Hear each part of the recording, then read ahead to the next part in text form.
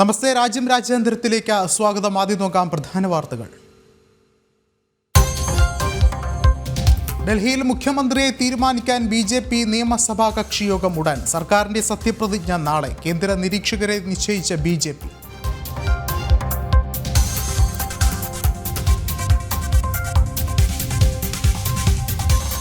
പാകിസ്ഥാനെതിരെ രൂക്ഷ വിമർശനവുമായി ഐക്യരാഷ്ട്രസഭയിലെ ഭാരത പ്രതിനിധി. കശ്മീർ അവിഭാജ്യ ഘടകം. പാകിസ്ഥാന്റെ നുണപ്രചാരണങ്ങൾ വിലപോകില്ലെന്നും സത്യങ്ങൾ മറച്ചുവെക്കാനാകില്ലെന്നും UN സുരക്ഷാ കൗൺസിലിൽ ഭാരതം.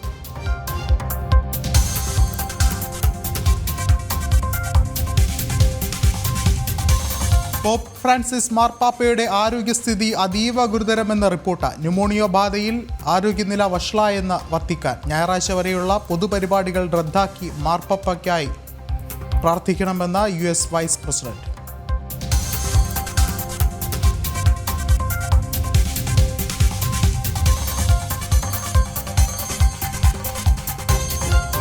മഹാകുംഭമേളയെ അധിക്ഷേപിച്ചവർക്ക് മറുപടിയുമായി യോഗി ആദിത്യനാഥ്. ഇതുവരെ മഹാകുംഭമേളയിലെത്തിയത് 56 കോടി ജനങ്ങൾ.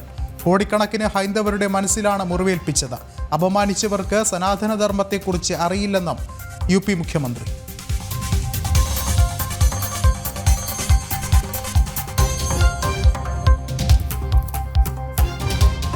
സൗദിയിലെ സമാധാന ചർച്ചകളിൽ പങ്കെടുപ്പിച്ചില്ലെന്ന യുക്രൈന്റെ പ്രസ്താവനയ്ക്ക് മറുപടിയുമായി അമേരിക്ക. വിഷയം പരിഹരിക്കാനുള്ള നീക്കങ്ങൾ യുക്രൈന്റെ ഭാഗത്തു നിന്നുണ്ടായില്ലെന്ന ട്രംപിന്റെ വിമർശനം. യുക്രൈനിൽ നാറ്റോ സൈന്യത്തെ അനുവദിക്കില്ലെന്ന നിലപാട് ആവർത്തിച്ച റഷ്യ.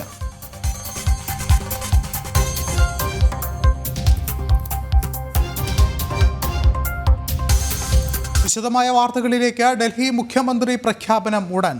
അല്പസമയത്തിനകം ചേർന്ന ബി.ജെ.പി. നിയമസഭാ കക്ഷി യോഗം നേതാവിനെ തെരഞ്ഞെടുക്കും. യോഗത്തിൽ മുതിർന്ന ബി.ജെ.പി. നേതാവ് രവിശങ്കർ പ്രസാദ്, ദേശീയ സെക്രട്ടറി ഓം പ്രകാശ് ധൻഖർ എന്നിവരാണ് കേന്ദ്ര നിരീക്ഷകരായി പങ്കെടുക്കുന്നത്. നാളെ ഡൽഹി രാംലീല മൈതാനിയിൽ വെച്ചാകും സത്യപ്രതിജ്ഞ ചടങ്ങുകൾ. നിർണായകമായ യോഗം ഉടൻ ആരംഭിക്കുമെന്നാണ് അറിയുന്നത്. അതിനായുള്ള ഒരുക്കങ്ങൾ ആരംഭിച്ചിരിക്കുന്നു. യോഗത്തിലേക്ക് പ്രമുഖരായിട്ടുള്ള ആളുകൾ കൂടി എത്തുമെന്നറിയാൻ സാധിക്കുന്നു. നിലവിൽ നിയുക്ത MLA-മാരുടെ യോഗമാണ് ഡൽഹിയിൽ ചേർന്നത്. അതിനുശേഷമാകും മുഖ്യമന്ത്രി ആര് എന്ന് നിശ്ചയിക്കുക. പ്രഖ്യാപനം ഉടനുണ്ടാകും. നാളെയാണ് സത്യപ്രതിജ്ഞ നടക്കുന്നത്. ഡൽഹിയിൽ അതിനായുള്ള ഒരുക്കങ്ങൾ പൂർത്തിയാകുന്നുണ്ട്. ഒപ്പം തന്നെ വളരെ വലിയൊരു ജനക്കൂട്ടം തന്നെയാണ്, ഒരു പ്രവർത്തകരുടെ വലിയൊരു കൂട്ടം തന്നെയാണ് കാത്തിരിക്കുന്നത് മുഖ്യമന്ത്രി ആര് എന്നറിയാനായി.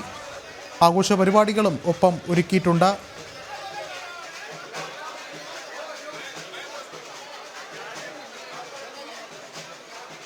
ഗൗതം ചേർന്നുണ്ട്. ഗൗതം, മുഖ്യമന്ത്രി ആര് എന്നറിയാനുള്ള കാത്തിരിപ്പിലാണ് ബി.ജെ.പി. പ്രവർത്തകർ. ഒപ്പം തന്നെ രാജ്യമൊട്ടാകെ യോഗം ആരംഭിച്ചിട്ടുണ്ടോ? എന്താണ് മറ്റു വിവരങ്ങൾ?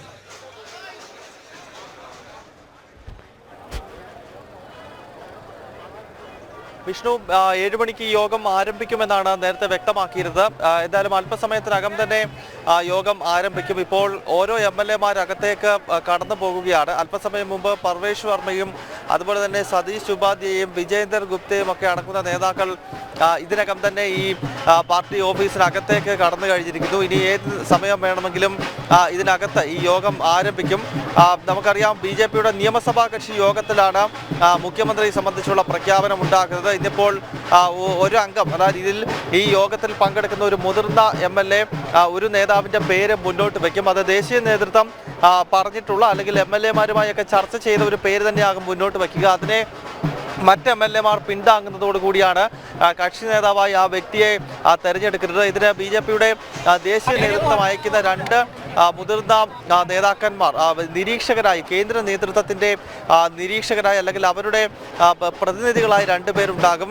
പട്നയിൽ നിന്നുള്ള ബി.ജെ.പിയുടെ MP-യും മുൻ നിയമമന്ത്രിയുമായ മുതിർന്ന നേതാവ് രവിശങ്കർ പ്രസാദും അതോടൊപ്പം തന്നെ ഇപ്പോഴത്തെ ബി.ജെ.പി. ദേശീയ സെക്രട്ടറിയും ഹരിയാനയിൽ നിന്നുള്ള മുതിർന്ന നേതാവുമായ OP ധൻഖറുമാണ് ഇന്നത്തെ കേന്ദ്ര നിരീക്ഷകരായി ഇന്നിപ്പോൾ ഇവിടേക്ക് എത്തുന്നത്. എന്തായാലും ആ 2 നിരീക്ഷകരുടെ നേതൃത്വത്തിലാകും ഈ 48 MLA-മാർ, നിയുക്ത MLA-മാർ ഇന്നിപ്പോൾ യോഗം ചേരാൻ പോകുന്നത്. യോഗത്തിനകത്ത് മറ്റ് ഒരുപാട് സമയമെടുക്കുന്ന നടപടിക്രമങ്ങളൊന്നും തന്നെ ഇല്ല. നേരത്തെ സൂചിപ്പിച്ച പ്രക്രിയ, അതായത് ഒരു നേതാവിനെ പേര് അവതരിപ്പിക്കുന്നു, മറ്റുള്ളവർ അത് അംഗീകരിച്ചുകൊണ്ടുള്ള പ്രമേയം പാസ്സാക്കുന്നു. അതോടുകൂടി MLA-മാർ പുറത്തേക്ക് എത്തുകയും ആരെയാണ് തങ്ങൾ കക്ഷി നേതാവായി തെരഞ്ഞെടുത്തത് എന്നത് സംബന്ധിച്ചുള്ള കാര്യങ്ങൾ മാധ്യമങ്ങളോടും അതോടൊപ്പം തന്നെ മറ്റുള്ളവരോടും വ്യക്തമാക്കുന്നതോടുകൂടി തന്നെ ഈ ഒരു ആകാംക്ഷയ്ക്ക് അവസാനമാകും. എന്തായാലും ഈ നിമിഷത്തിലും ഡൽഹിയുടെ മുഖ്യമന്ത്രി ആരാകുമെന്നത് സംബന്ധിച്ച ഒരു വ്യക്തത ഇപ്പോഴും വന്നിട്ടില്ല. ഈ യോഗം ഇവിടെ ആരംഭിക്കാൻ പോവുകയാണ്. യോഗത്തിനകത്ത് ഉരുത്തിരിയുന്ന തീരുമാനത്തിനനുസരിച്ചാകും അടുത്ത 5 വർഷക്കാലം രാജ്യ തലസ്ഥാനത്തെ ആര് നയിക്കണം എന്നത് സംബന്ധിച്ചൊരു തീരുമാനത്തിലേക്ക് എത്തുക. വിഷ്ണു, ഗൗതം, ഒപ്പം തന്നെ എടുത്തു പറയേണ്ടത് നമുക്ക് ആ ശബ്ദം കേൾക്കാനാകും. പ്രവർത്തകരുടെ ആഹ്ലാദ പ്രകടനങ്ങൾ ഇപ്പോഴേ ആരംഭിച്ചിട്ടുണ്ട്. അതിലേക്കാണ് കൂടുതൽ ശ്രദ്ധയും പോകുന്നത്. ജനങ്ങളും പ്രവർത്തകരും ഒക്കെ തന്നെ എല്ലാവരും ആഹ്ലാദത്തിലാണ്. ഒരുപക്ഷെ BJPയുടെ തിളക്കമാർന്ന വിജയത്തിന് പിന്നാലെ ഈ ഒരു മുഖ്യമന്ത്രി പ്രഖ്യാപനത്തെയും വളരെ വലിയൊരു ആവേശത്തോടു കൂടിയല്ലേ പ്രവർത്തകർ ആഘോഷമാക്കുന്നത്.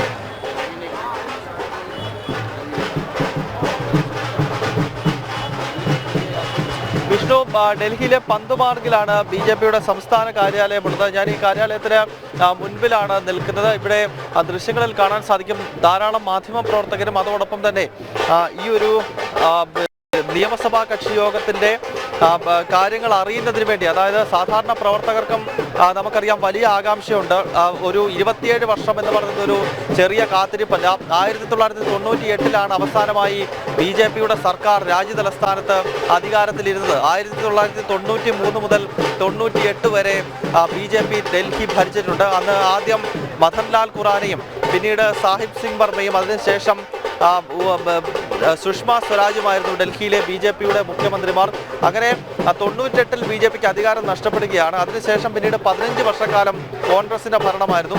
അത് കഴിഞ്ഞുള്ള 11 വർഷം ആം ആദ്മി സർക്കാരിന്റെ ഭരണമായിരുന്നു. അതിനാൽ ഒരു നീണ്ട കാത്തിരിപ്പ്, ഏതാണ്ട് 2.5 പതിറ്റാണ്ട് കാലം BJPയുടെ പ്രവർത്തകർ രാജ്യ തലസ്ഥാനത്ത് ഒരു സർക്കാർ രൂപീകരണം നേരിൽ കാണുന്നതിനായി, അല്ലെങ്കിൽ BJPയുടെ ഭരണം രാജ്യത്ത് വരുന്നതിന് വേണ്ടിയുള്ള വലിയ കാത്തിരിപ്പായിരുന്നു.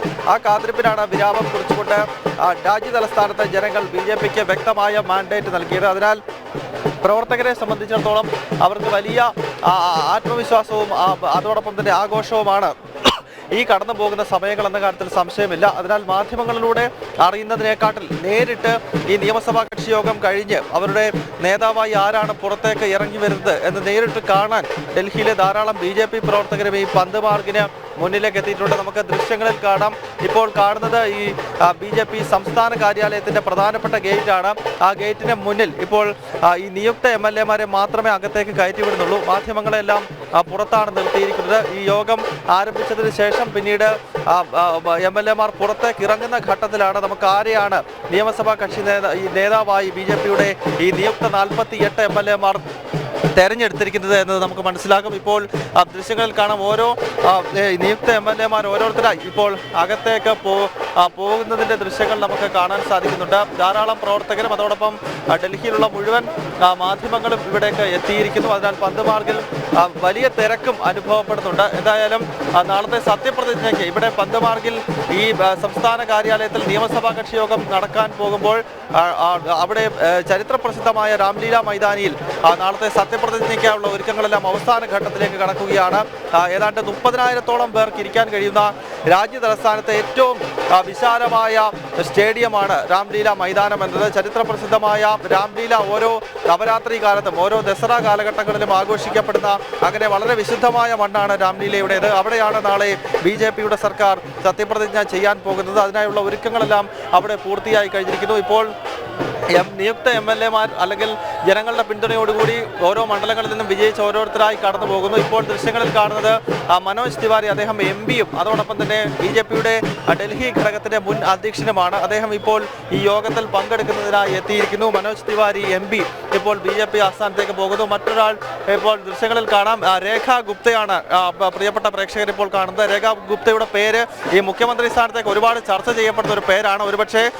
ഒരുപക്ഷെ ഈ ഒരു വനിതയാകട്ടെ ഡൽഹിയുടെ മുഖ്യമന്ത്രി എന്ന തീരുമാനമാണോ BJP ദേശീയ നേതൃത്വം എടുക്കുന്നതെങ്കിൽ ഒരുപക്ഷെ രേഖ ഗുപ്തയാകും ആ നറുക്ക് വീഴുക. അതിനാൽ വലിയ തിരക്ക്, രേഖ ഗുപ്തയ്ക്കൊപ്പം ചിത്രങ്ങൾ എടുക്കുന്നതിനൊക്കെ ആളുകൾ വലിയ തിരക്ക് കൂട്ടുന്ന ദൃശ്യങ്ങൾ നമുക്ക് കാണാം. രേഖ ഗുപ്തയുടെ പേര് കഴിഞ്ഞ കുറേ ദിവസങ്ങളായി മാധ്യമങ്ങൾ ചർച്ച ചെയ്തിരുന്നു. ഷാഹില മാർക്ക് എന്ന ഡൽഹിയിലെ നിയമസഭാ മണ്ഡലത്തിൽ നിന്നും വിജയിച്ചാണ് രേഖ ഗുപ്ത ഡൽഹി നിയമസഭയിലേക്ക് ഈ കുറി എത്തുന്നത്. അഖില ഭാരതീയ വിദ്യാർത്ഥി പരിഷത്തിലൂടെ പ്രവർത്തനം ആരംഭിച്ചു. 1996 മുതൽ 1997 വരെ ഡൽഹി സ്റ്റുഡൻസ് യൂണിയന്റെ അധ്യക്ഷൻ ആയിരുന്നു. അങ്ങനെ വിദ്യാർത്ഥി പരിഷത്തിലൂടെ പ്രവർത്തനം ആരംഭിച്ച രേഖ ഗുപ്തയുടെ പേര് ഈ വനിതാ മുഖ്യമന്ത്രിയാണെങ്കിൽ ഒരുപക്ഷെ മുഖ്യമന്ത്രി സ്ഥാനത്തേക്ക് എത്തും എന്നൊക്കെയുള്ള ചർച്ചകൾ മാധ്യമങ്ങളിലൊക്കെ വളരെ നിറഞ്ഞു നിന്നിരുന്നു. അതിനാലാണ് അവർ കടന്നു പോകുമ്പോൾ വലിയ തിരക്ക് ഇവിടെ അനുഭവപ്പെടുന്നത്. നേരത്തെ മനോജ് തിവാരി അകത്തേക്ക് പോകുന്നതിൻ്റെ ദൃശ്യങ്ങൾ കണ്ടു. ഇങ്ങനെ ഓരോ പ്രമുഖ വ്യക്തിത്വങ്ങൾ ഇപ്പോൾ നമുക്ക് മറ്റൊരു നിയുക്ത MLA ഇപ്പോൾ അകത്തേക്ക് പോകുന്നത്, അതായത് ഞാൻ മനസ്സിലാക്കുന്നത് OP ധൻഖർ ആണ് എന്നുള്ളതാണ്. അദ്ദേഹം അതെ OP ധൻഖർ കടന്നു വരികയാണ്. അദ്ദേഹം BJPയുടെ നിരീക്ഷകനാണ്. കേന്ദ്ര നേതൃത്വത്തിന്റെ നിർദ്ദേശപ്രകാരമാണ് ഓം പ്രകാശ് ധൻഖർ. അദ്ദേഹം ഹരിയാനയിൽ നിന്നുള്ള BJPയുടെ വളരെ മുതിർന്ന നേതാവാണ്. 3 തവണ ഹരിയാന നിയമസഭയിലേക്ക് വിജയിച്ചിരുന്നു. ഇപ്പോൾ BJPയുടെ ദേശീയ സെക്രട്ടറിയാണ്. അദ്ദേഹം കടന്നു വരുന്നു. ഒപ്പം ന്യൂഡൽഹി ലോക്സഭാ മണ്ഡലത്തിലെ MP ആയിട്ടുള്ള ബാൻസൂരി സ്വരാജ് കടന്നു വരുന്നുണ്ട്. നമുക്കറിയാം സുഷമ സ്വരാജ് എന്ന ഡൽഹിയിലെ BJPയുടെ അവസാന മുഖ്യമന്ത്രിയുടെ മകൾ കൂടിയാണ്. വലിയ തിരക്ക് ഈ അതേ ബാൻസൂരിക്കൊപ്പം ആളുകൾ തിങ്ങി നിറയുന്നു. അങ്ങനെ വളരെ കഷ്ടപ്പെട്ടാണ് ഈ നേതാക്കളെയൊക്കെ ഇപ്പോൾ ഈ സെക്യൂരിറ്റി അകത്തേക്ക് കടത്തിവിടുന്നത്. കാരണം ധാരാളം പ്രവർത്തകരും മാധ്യമങ്ങളുമൊക്കെയായി വലിയ തിരക്ക് ഈ പന്ത്മാർഗിലെ മുന്നിലുള്ള ഈ ചെറിയ സ്പേസിൽ നമുക്ക് അനുഭവപ്പെടുന്നുണ്ട്. അതിനാൽ ഈ പുറത്തുനിന്ന് വരുന്ന MLA മാർക്കും അതോടൊപ്പം തന്നെ MP മാർക്കും ഒക്കെ മുന്നോട്ട് പോകാൻ തന്നെ വളരെയധികം പ്രയാസമാണ്. എന്തായാലും യോഗം ആരംഭിച്ചിട്ടില്ല. ഇപ്പോഴും ഓരോ നേതാക്കളായി അകത്തേക്ക് പോകുന്നതേ ഉള്ളൂ. വിഷ്ണു. ഡൽഹി മുഖ്യമന്ത്രി പ്രഖ്യാപനവുമായി ബന്ധപ്പെട്ടുള്ള നിർണായക യോഗം അല്പസമയത്തിനകം ആരംഭിക്കും. BJP നിയമസഭാ കക്ഷി യോഗം നേതാവിനെ തെരഞ്ഞെടുക്കും. യോഗത്തിൽ മുതിർന്ന BJP നേതാവ് രവിശങ്കർ പ്രസാദ്, ദേശീയ സെക്രട്ടറി ഓം പ്രകാശ് ധൻഖർ എന്നിവരാണ് കേന്ദ്ര നിരീക്ഷകരായും പങ്കെടുക്കുന്നത്. നാളെ ഡൽഹി രാംലീല മൈതാനിയിൽ വെച്ചാകും സത്യപ്രതിജ്ഞ ചടങ്ങുകൾ. ഡൽഹിയിൽ നിന്നും ഗൗതം അനന്തനാരായണനാണ് വിശദമായ റിപ്പോർട്ടുകൾ നൽകിയത്. പാകിസ്ഥാനെതിരെ രൂക്ഷ വിമർശനവുമായി ഐക്യരാഷ്ട്രസഭയിലെ ഇന്ത്യയുടെ സ്ഥിരം പ്രതിനിധി പർവതനേനി ഹരീഷ്. കശ്മീർ ഇന്ത്യയുടെ അവിഭാജ്യ ഘടകമാണെന്നാണ് അദ്ദേഹം ആവർത്തിച്ചത്. പാകിസ്ഥാന്റെ നുണപ്രചരണങ്ങൾ വിലപോകില്ലെന്നും സത്യങ്ങൾ മറച്ചുവെക്കാനാകില്ലെന്നും അദ്ദേഹം ചൂണ്ടിക്കാട്ടി. UN സുരക്ഷാ കൗൺസിലിലാണ് പാകിസ്ഥാന് ശക്തമായ മറുപടി നൽകിയത്. ഐക്യരാഷ്ട്രസഭയുടെ സുരക്ഷാ കൗൺസിലിലാണ് പർവതനേനി ഹരീഷ് പാക് വിദേശകാര്യമന്ത്രി ഇഷഹാഖ് ദാറിനെ വിമർശിച്ചത്. പാകിസ്ഥാന്റെ അതിർത്തി കടന്നുള്ള ഭീകരവാദത്തെക്കുറിച്ചും കശ്മീരിനെ കുറിച്ചുമുള്ള വ്യാജ പ്രചരണങ്ങൾക്കുമാണ് അദ്ദേഹം മറുപടി നൽകിയത്. കശ്മീരിൽ കടന്നുകയറി ഭീകരവാദ പ്രവർത്തനങ്ങൾ നടത്തുന്നത് പാകിസ്ഥാനാണ്. ജമ്മു കശ്മീർ എന്നും ഭാരതത്തിന്റെ ഭാഗമാണെന്നും അവിഭാജ്യ ഘടകമായി നിലകൊള്ളുമെന്നും അദ്ദേഹം വ്യക്തമാക്കി. ഇന്ത്യയെക്കുറിച്ചും കശ്മീരിനെ കുറിച്ചും എത്രത്തോളം തെറ്റിദ്ധരിപ്പിക്കുന്ന വിവരങ്ങൾ പങ്കുവച്ചാലും സത്യം മറനീക്കി പുറത്തുവരുമെന്നും അദ്ദേഹം പറഞ്ഞു. The Deputy Prime Minister and Minister of Foreign Affairs of Pakistan, Mr. Mohammad Ishaq Dar, has referred to an integral and inalienable part of India, the Union Territory of Jammu and Kashmir, in his remarks. I would like to reaffirm that Jammu and Kashmir has been, is, and will always be an integral and Jammu കശ്മീരിൽ ജനാധിപത്യം യാഥാർത്ഥ്യമാവുകയാണ്. ജനങ്ങൾ തെരഞ്ഞെടുത്ത സർക്കാരാണ് ഭരിക്കുന്നത്. പാകിസ്ഥാനിൽ നിന്ന് വ്യത്യസ്തമായി ജമ്മു കശ്മീരിൽ ജനാധിപത്യം കരുത്താർജിക്കുന്നുവെന്നും അദ്ദേഹം മറുപടി നൽകി. In fact, it is Pakistan that is in illegal occupation of parts of Jammu and Kashmir. Pakistan's campaigns of misinformation and disinformation, of lies and falsehood do not change facts on the ground. The people of Jammu and Kashmir have only last year taken part in a successful election and have voted in large numbers to choose their government. The choice of the people of Jammu and Kashmir was loud and clear. Democracy in Jammu and Kashmir is vibrant and strong, unlike in Pakistan. ഭീകരവാദത്തിന്റെ ആഗോള പ്രഭവകേന്ദ്രമാണ് Pakistan. UN കരിമ്പട്ടികയിൽപ്പെടുത്തിയ 20ഓളം ഭീകര സംഘടനകൾക്ക് അഭയം നൽകുന്നത് പാകിസ്ഥാനാണ്. അതിർത്തി കടന്നുള്ള ഭീകരതയെ പാകിസ്ഥാൻ പ്രോത്സാഹിപ്പിക്കുന്നുവെന്നും അദ്ദേഹം ഐക്യരാഷ്ട്രസഭയിൽ പറഞ്ഞു. ഇന്റർനാഷണൽ ഡെസ്ക്, ജനം. പോപ്പ് ഫ്രാൻസിസ് മാർപ്പാപ്പയുടെ ആരോഗ്യസ്ഥിതി അതീവ ഗുരുതരമെന്ന റിപ്പോർട്ട്. ന്യൂമോണിയ ബാധിച്ച് ആരോഗ്യനില വഷളായെന്ന് വത്തിക്കാൻ അറിയിച്ചു. ഞായറാഴ്ച വരെയുള്ള പൊതുപരിപാടികൾ റദ്ദാക്കിയിട്ടുണ്ട്. മാർപ്പാപ്പയ്ക്കായി പ്രാർത്ഥിക്കണമെന്ന് US vice president JD Vance എക്സിലൂടെ അറിയിച്ചു. 88-കാരനായ മാർപ്പാപ്പയുടെ ആരോഗ്യസ്ഥിതി ഗുരുതരമെന്ന റിപ്പോർട്ടുകളാണ് പുറത്തുവരുന്നത്. 2 ശ്വാസകോശങ്ങളിലും ശക്തമായ ന്യൂമോണിയ ബാധയുണ്ട്. ശ്വാസകോശത്തെ പൊതിയുന്ന ആവരണത്തിൽ അണുബാധയുണ്ടായതിനെ തുടർന്ന് നേരത്തെ ശസ്ത്രക്രിയ നടത്തിയിരുന്നു. രോഗം കണ്ടെത്തിയതിനെ തുടർന്ന് മാർപ്പാപ്പയുടെ ഞായറാഴ്ച വരെയുള്ള പരിപാടികൾ റദ്ദാക്കി. കഴിഞ്ഞ ദിവസങ്ങളിൽ നേരിയ തോതിൽ ശ്വാസതടസ്സവും അനുബന്ധ ബുദ്ധിമുട്ടുകളും മാർപ്പാപ്പയ്ക്ക് അനുഭവപ്പെട്ടിരുന്നു. നിലവിൽ മാർപ്പാപ്പയെ ആശുപത്രിയിൽ പ്രവേശിപ്പിച്ചിരിക്കുകയാണ്. ഇതുവരെയുള്ള പരിശോധനാ ഫലങ്ങളിൽ അദ്ദേഹത്തിന്റെ ആരോഗ്യാവസ്ഥ സങ്കീർണമെന്ന റിപ്പോർട്ടുകളാണ് പുറത്തുവരുന്നത്. ഇന്റർനാഷണൽ ഡെസ്ക്, ജനം. സൗദിയിലെ സമാധാന ചർച്ചകളിൽ തങ്ങളെ പങ്കെടുപ്പിച്ചില്ലെന്ന യുക്രൈൻ്റെ പ്രസ്താവനയ്ക്ക് അമേരിക്കൻ പ്രസിഡന്റ് ഡൊണാൾഡ് ട്രംപിന്റെ മറുപടി. വിഷയം പരിഹരിക്കാനായുള്ള നീക്കങ്ങൾ യുക്രൈൻ്റെ ഭാഗത്തു നിന്നുണ്ടായില്ലെന്നും വിമർശനം. അതേസമയം യുക്രൈനിൽ നാറ്റോ സൈന്യത്തെ അനുവദിക്കില്ലെന്ന നിലപാട് റഷ്യ ആവർത്തിച്ചു.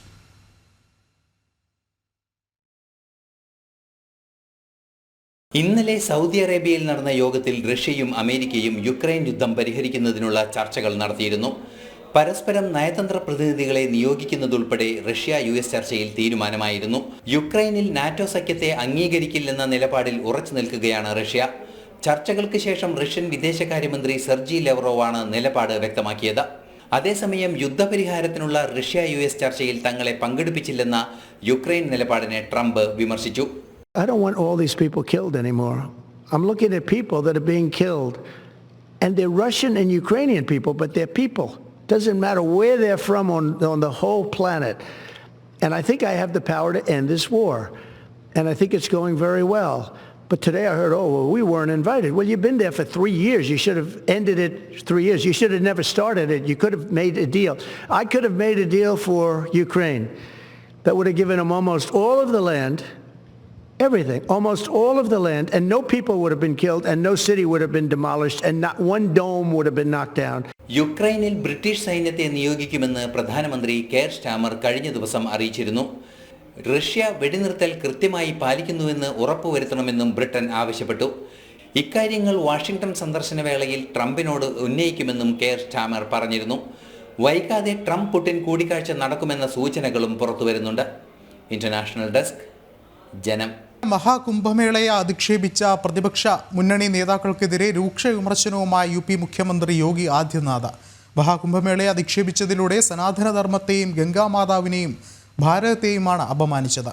കുംഭമേളയിലുണ്ടായ അനിഷ്ട സംഭവങ്ങളെ രാഷ്ട്രീയവൽക്കരിക്കുന്നത് എന്തടിസ്ഥാനത്തിലാണെന്ന് യോഗി ചോദിച്ചു. കോൺഗ്രസ് അധ്യക്ഷൻ മല്ലികാർജുന ഖാർഗെ, പശ്ചിമ ബംഗാൾ മുഖ്യമന്ത്രി മമതാ ബാനർജി, RJD അധ്യക്ഷൻ ലല്ലു പ്രസാദ് യാദവ്, സമാജ്വാദി പാർട്ടി അധ്യക്ഷൻ അഖിലേഷ് യാദവ് എന്നീ നേതാക്കൾ മഹാകുംഭമേളയെ അധിക്ഷേപിച്ച് നടത്തിയ പ്രസ്താവനകൾ കോടാനുകൂടി ഹൈന്ദവ വിശ്വാസികളെ വ്രണപ്പെടുത്തി. 56.25 കോടി തീർത്ഥാടകർ ഇതിനോടകം മഹാകുംഭമേളയിൽ പങ്കെടുത്തു. അടിസ്ഥാനരഹിതമായ ആക്ഷേപങ്ങൾ ഉന്നയിക്കുമ്പോഴും വ്യാജ ദൃശ്യങ്ങൾ പ്രചരിപ്പിക്കുമ്പോഴും അത് സനാതനധർമ്മത്തിനും രാജ്യത്തിനും ഗംഗാമാതാവിനും എതിരാക്കുന്നു. കോടാനുകൂടികളുടെ വിശ്വാസത്തെ വെച്ചാണ് പ്രതിപക്ഷ നേതാക്കളുടെ കളിയെന്നും യോഗി ആദിത്യനാഥ് വിമർശിച്ചു. प्रयागराज में 56 करोड़ 25 लाख से अधिक श्रद्धालु मां यमुना और मां सरस्वती की त्रिवेणी में आस्था की पावन डुबकी लगा चुके हैं. और जब हम सनातन धर्म के खिलाफ, मां गंगा के खिलाफ, भारत की आस्था के खिलाफ या महाकुंभ के खिलाफ कोई भी अनर्गल प्रलाप करते हैं, कोई झूठा वीडियो दिखाते हैं, तो इन 56 करोड़ लोगों की आस्था के साथ एक खिलवाड़ है, भारत की सनातन आस्था के साथ खिलवाड़ है. और मैं विनम्रता से कहूंगा, രാഷ്ട്രീയ പാർട്ടിയോ പ്രത്യേക സംഘടനകളോ അല്ല മഹാകുംഭമേള സംഘടിപ്പിച്ചത്. സമൂഹത്തിന്റെ ആകെ ആഘോഷത്തിന് സേവനങ്ങൾ നൽകുക എന്നതാണ് സർക്കാരിന്റെ കടമയെന്നും യോഗി വ്യക്തമാക്കി. അതേസമയം കുംഭമേളയുമായി ബന്ധപ്പെട്ടുണ്ടായ അനിഷ്ട സംഭവങ്ങളെ രാഷ്ട്രീയവൽക്കരിക്കുന്നത് എന്തടിസ്ഥാനത്തിലാണെന്നും മുഖ്യമന്ത്രി ചോദിച്ചു. प्रयागराज महाकुंभ में महास्नान के बाद वापस जा रहे थे, सड़क दुर्घटना के शिकार हुए हैं, उन सबको हम श्रद्धांजलि देते हैं. हमारी संवेदना उन परिवारजनों के प्रति है. सरकार उनके साथ खड़ी है, हर संभव सरकार उनको मदद भी करेगी, लेकिन इस पे राजनीति करना कितना उचित. UP നിയമസഭയിലെ ബജറ്റ് സമ്മേളനത്തിനിടെയാണ് മുഖ്യമന്ത്രി യോഗി ആദിത്യനാഥ് മഹാകുംഭമേളയെ അധിക്ഷേപിച്ചവരെ കടന്നാക്രമിച്ചത്. ജനം, ഡൽഹി. ടെസ്ല ഭാരതത്തിൽ കാർ നിർമ്മാണ പ്ലാന്റ് ആരംഭിക്കുമെന്ന് സൂചന. സർക്കാർ തലത്തിൽ ടെസ്ല ചർച്ചകൾ ആരംഭിച്ചതായാണ് റിപ്പോർട്ടുകൾ. 300 മുതൽ 500 കോടി ഡോളറിന്റെ പദ്ധതിയാണ് ടെസ്ല വിഭാവനം ചെയ്യുന്നത്. ജീവനക്കാരെ തിരഞ്ഞെടുക്കുന്നതിന് ടെസ്ല പരസ്യം നൽകിയിരുന്നു. തുടർന്നാണ് ഭാരതത്തിൽ മാനുഫാക്ചറിംഗ് ഹബ്ബ് സജ്ജീകരിക്കാനുള്ള തയ്യാറെടുപ്പുകൾ ആരംഭിച്ചത്. പദ്ധതി നടപ്പിലാക്കുന്നതിന് സർക്കാർ തല ചർച്ചകൾ ആരംഭിച്ചതായും സൂചനകളുണ്ട്. വൻ നിക്ഷേപം ഭാരതത്തിൽ നടത്താനാണ് ടെസ്ലയുടെ ആലോചന. പ്രധാനമന്ത്രി നരേന്ദ്രമോദി ദിവസങ്ങൾക്ക് മുൻപ് അമേരിക്കയിൽ ടെസ്ല CEO ഇലോൺ മസ്കുമായി കൂടിക്കാഴ്ച നടത്തിയിരുന്നു. ദിവസങ്ങൾക്ക് മുൻപാണ് 35 ലക്ഷം രൂപയ്ക്ക് മുകളിൽ വിലയുള്ള ഇലക്ട്രിക് കാറുകൾക്ക് കസ്റ്റംസ് ഡ്യൂട്ടി 110 നിന്നും 70% കുറച്ചത്. മാത്രമല്ല ബാറ്ററി പോളിസി ഉൾപ്പെടെ നടപ്പിലാക്കുന്നതിനുള്ള നയപരമായ തീരുമാനം സർക്കാർ കൈക്കൊള്ളുകയും ചെയ്തിട്ടുണ്ട്. മേക്ക് ഇൻ ഇന്ത്യയുടെ ഭാഗമായി ഭാരതത്തിൽ നിർമ്മാണം നടത്താനും ടെസ്ലയ്ക്ക് പദ്ധതിയുണ്ട്. ഇക്കഴിഞ്ഞ ദിവസമാണ് സാങ്കേതിക വിദഗ്ധർ ഉൾപ്പെടെയുള്ളവരെ ആവശ്യമുണ്ടെന്ന് കാണിച്ച ടെസ്ല പരസ്യം നൽകിയത്. ഇന്റർനാഷണൽ ഡെസ്ക്, ജനം.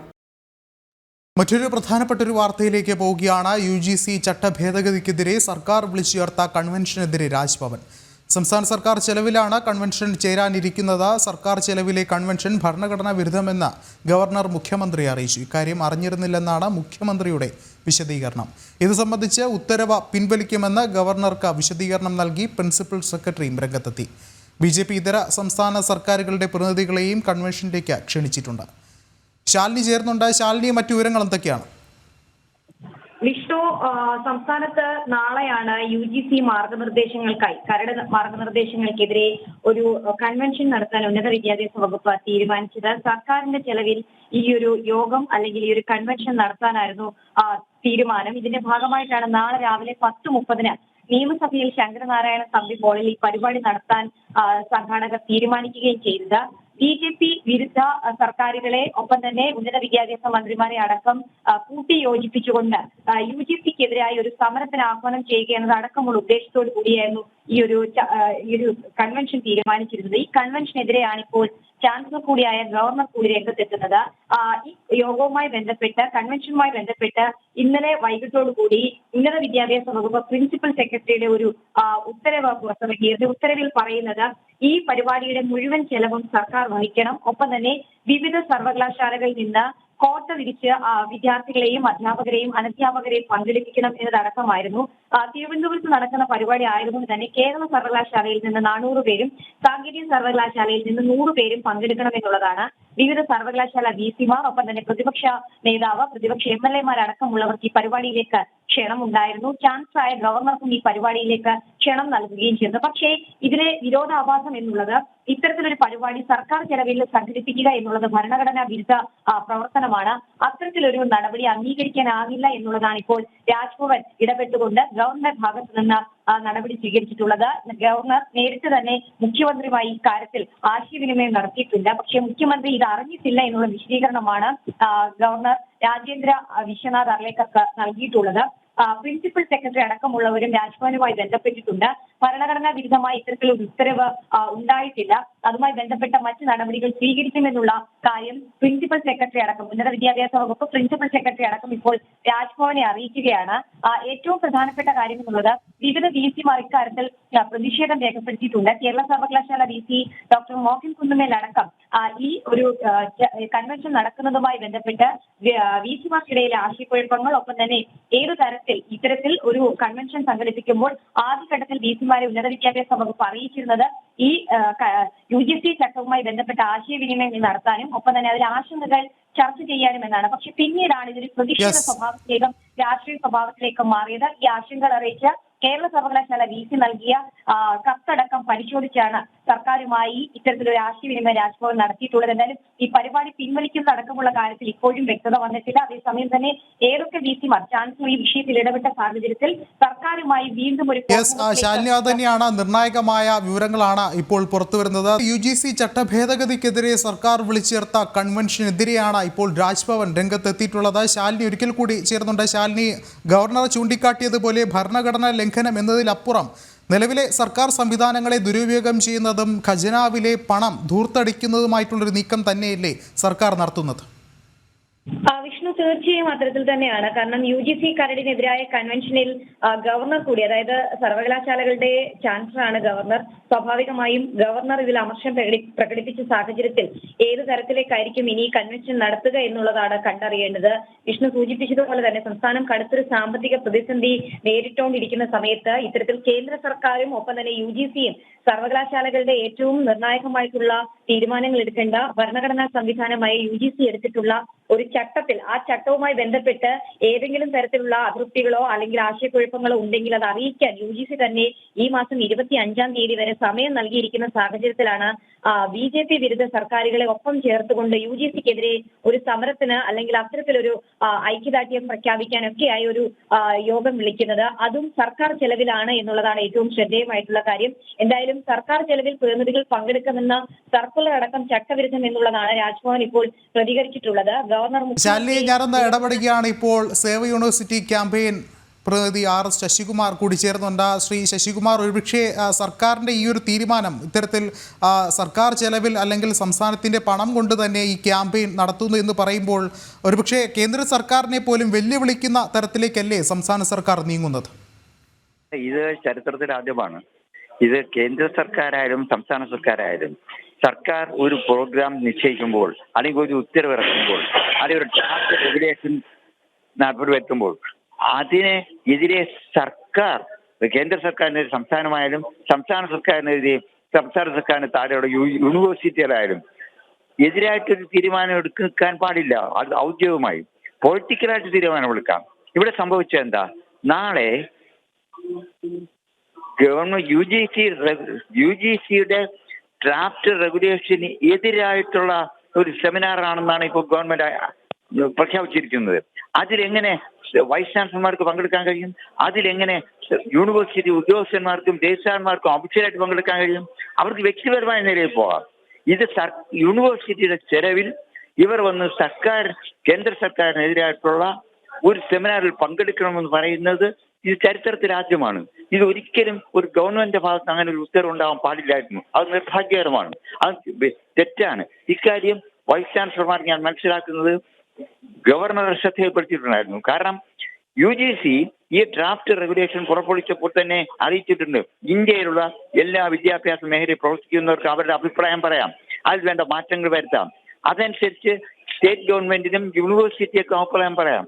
വൈസ് ചാൻസലർമാർ ഇക്കാര്യങ്ങൾ സർവകലാശാലകളുടെ ബന്ധപ്പെട്ട സമിതികളുമായിട്ട് ആലോചിച്ച് ആ കാര്യം രേഖാമൂലം അറിയിച്ചു കഴിഞ്ഞിട്ടുണ്ട്.